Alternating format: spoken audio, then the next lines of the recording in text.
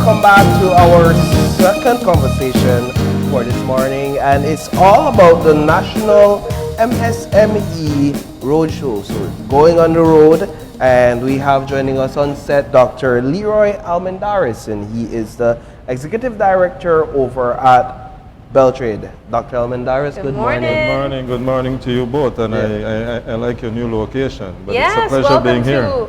We're calling it OIE Escapes. So welcome to OIE Escapes. I will remember that. Yeah, it's a wonderful way to start your morning, right?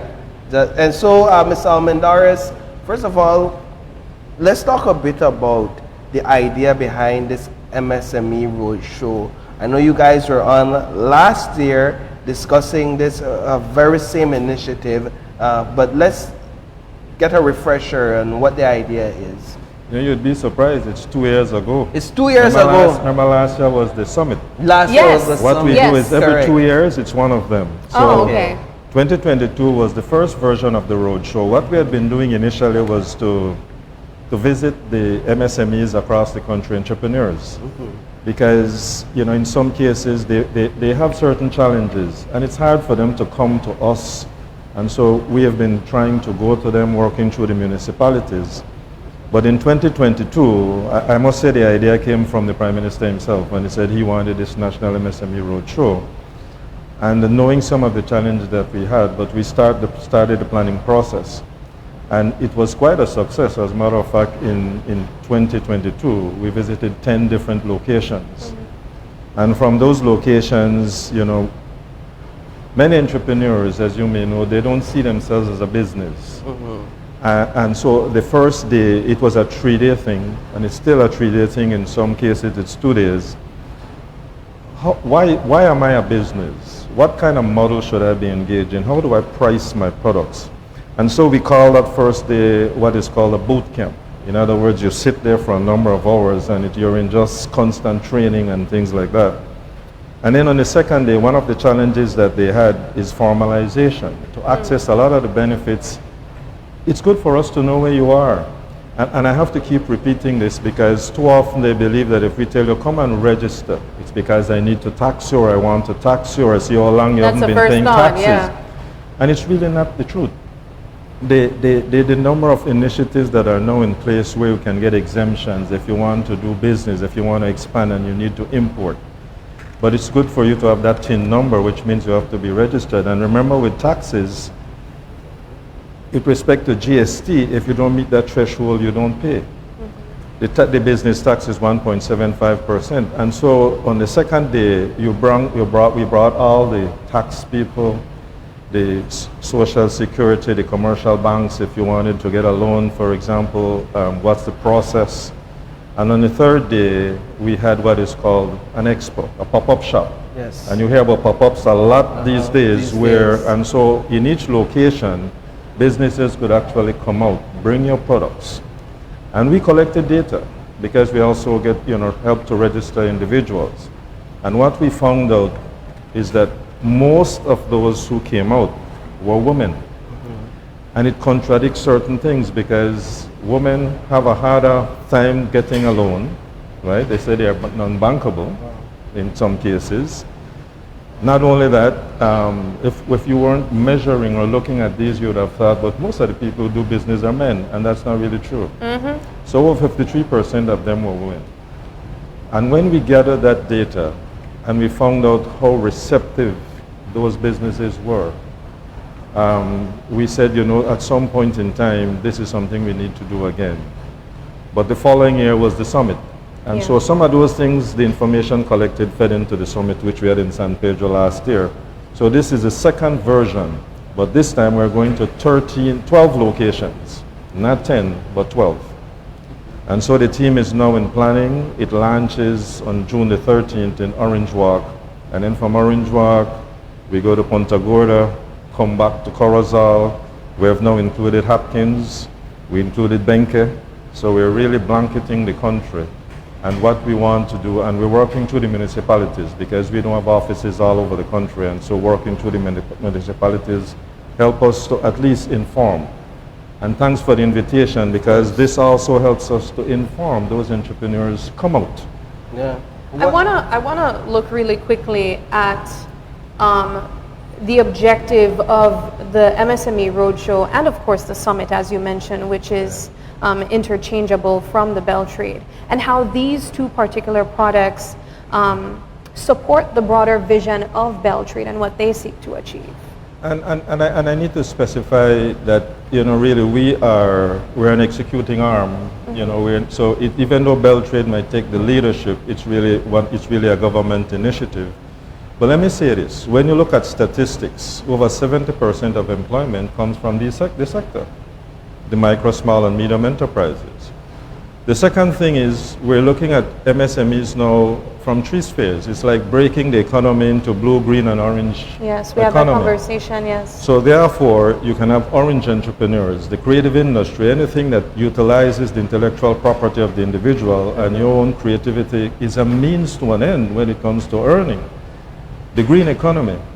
We speak a lot about conforming to some of these green measures, the fact that we don't want to rely on fossil fuels and we look at our environment, we're signing up the blue bond and all of those things. And then of course the blue entrepreneurs. We have a blue economy ministry. Anything that whole ecosystem that exists, you know, below the water. So the whole purpose of this really is to focus on this sector and to make sure that the enabling environment is created, but that we can go to you, provide advice, provide training, and try to establish relationships that will get them easier access to affordable financing, and I have to throw in affordable in there.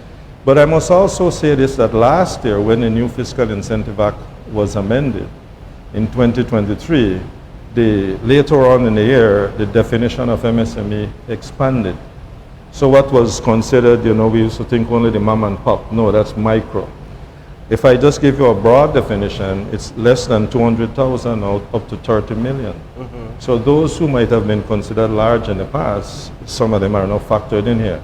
But I must say to both of you, we don't forget the less than. What I refer to as the micro. We don't forget you.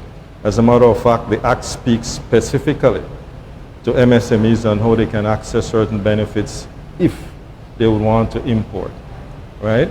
This morning we were also to talk about the MSME enhancement program for a bit, and that's where a program that was established years ago, where for those who do packaging and labeling, you know, you can actually, through customs, through BELTRAIDE, import these things for your business. So the long and short of it is, if you contribute over 70%, and this is global, to employment, but close to 50%, and it could be higher now with the expanded definition to gross domestic product. It is important to make sure they don't fail. Absolutely. You see? How much of your work or BELTRAIDE's work with entrepreneurs have influenced legislative amendments and changes towards creating this enabling environment that we speak about? Is it that through these road shows and through the summits, you hear the concerns of these entrepreneurs, for example, when it comes to scaling their business and realizing that, hey, we need to import some stuff, or when it comes to accessing finances, that we're having issues in this area? How much of your experience and encounters with these entrepreneurs have influenced through BELTRAIDE legislative changes? That is a pretty good question, because it should influence. See, sometimes you walk into a room and you say, okay, tell me some of the challenges you may have, but are we open to hearing the challenges? Yeah. And can we do anything about it? Yes, we are, you see. And so one of the things that we did was that in all these in each location, you tell us about the challenges you're facing. You're not hearing from anybody. You don't believe that anything is being done for MSMEs. We listen to that. And so the Act specifically, there's a part of it, Part 4, that speaks to MSMEs only.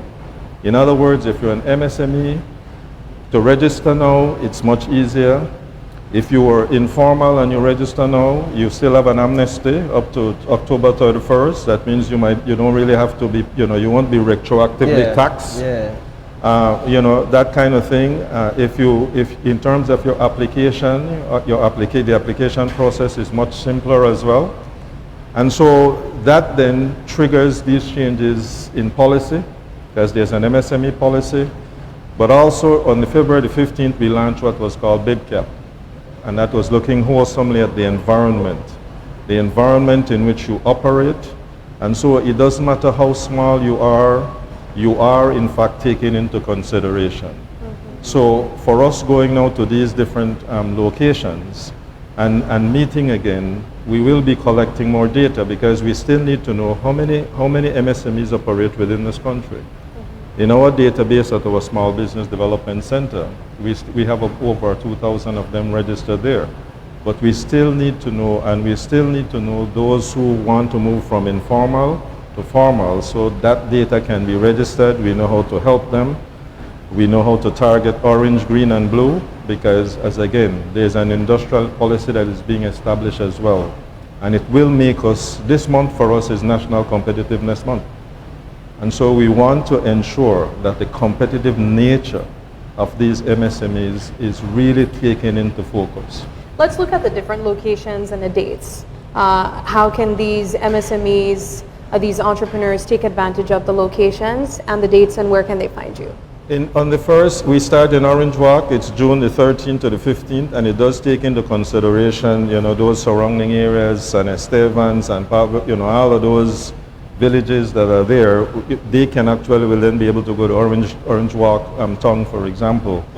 And then we go to Punta Gorda, so that's from north to south there. Yeah. Then we go to Corozal, because one might ask why not Orange Walk to Corozal, but the situation here is this is also tourism season. And so it's hard to find accommodation in some of these locations, Right. but we don't make that, challenge become opportunity. Indeed. So Punta Gorda, Corozal, we didn't do Benque before, we're doing Benque this time. Last year 2022, we ended in San Pedro. We're still going to San Pedro, but we went in there, we go to Kikaka, we still do Belmopan. Hopkins is now included, which was not included before. San Ignacio is also included. Then Dangriga, Placencia, and this time we end in Belize City. So the grand finale will be in Belize City this year. Is there a cost of participation? In terms of participation as an entrepreneur, if you sign up in those different areas, then there's really no charge for you to participate. And what are just a couple of the key things that I will learn, or what you would hope that these entrepreneurs will take away from these sessions? There are two things, and I just want to say quickly, Paul, because that's also something that we did in 22, Seed Capital, but that time it was mostly for women. This time it's gender neutral. So it's for men and women. You can pitch for 2 minutes, and the committee selects you, then you are given some seed funding. To invest into your business. Yes. Yeah. Yes. So you pitch, and you should know your business. So for 2 minutes, create that video, and you will be. Many times you're given a coach, and that also helps. Now, if I were sitting in there and I'm an entrepreneur, I don't know how do I study the market. That's one of the things I want to know, because I exist in a market, and many times you don't realize that you're not the only player. Yeah, well, understand your market. And if you're in the play, if you started as number one, and you see people start to say, but money is being made there, then the market starts to expand, the profit starts to decline because you're no longer just you. I need to know that. I need to know, listen, there is a time when I might need to pivot. I need to innovate, to change what I'm doing, to move those consumers more towards me, and then have others follow me again. I need to know to price my product. If it costs me $5 to produce it, I can't sell it for $4.50. I'm losing 50 cents. So I need to price it in such a way that I have what is called, some kind of natural profit. And a natural profit is really what I can use to put back into the business that I have for it to continue to survive. Taste is another important thing. Preference for my product. All of these things. Am I in the right location? All of these things I need to know. And once I can get those things, it does build my competitive nature. Branding? Branding is important because, for example, both of you here maybe go by first name. If you talk about Paul, you say, think about Paul. Think about Sabrina. you. That kind of thing. No, I know her name. I just wanted to say so that she would say her name herself. And so it's that kind of thing. Open Your Eyes is a brand. So when you hear Open Your Eyes, you don't think about any other station but Channel 5. Yeah. That's a brand. You see, you have that branding already. And remember, it's branding that really brings others to you. There are those who produce a shoe, and as long as you hear Michael, you don't even ask if it's Jordan. You will buy the shoe, even though the price goes up. And that's what you must do. Establish it in such a way that anything you produce afterwards, any value that you add to your product, people will buy it.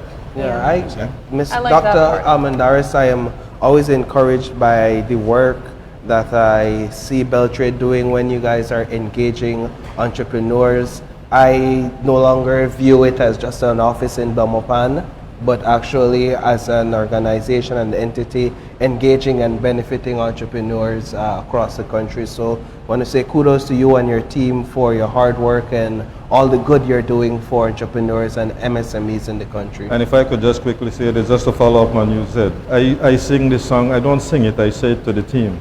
Without you, there's no me. We do it as a team. I might be there, I speak on their behalf, but I don't do this alone. We do this as a team. Wonderful. Wonderful. Well, thank you so much for stopping by, You're welcome. and we can't wait to see who all will benefit from this roadshow. All the best. And thank you very much for the invitation. Our pleasure. All right, we're going to take another quick break, and when we come back, we'll be speaking to some lovely delegates set to partake in the Queen of the Bay Belize Rural Pageant. Stay with us. We'll be right back.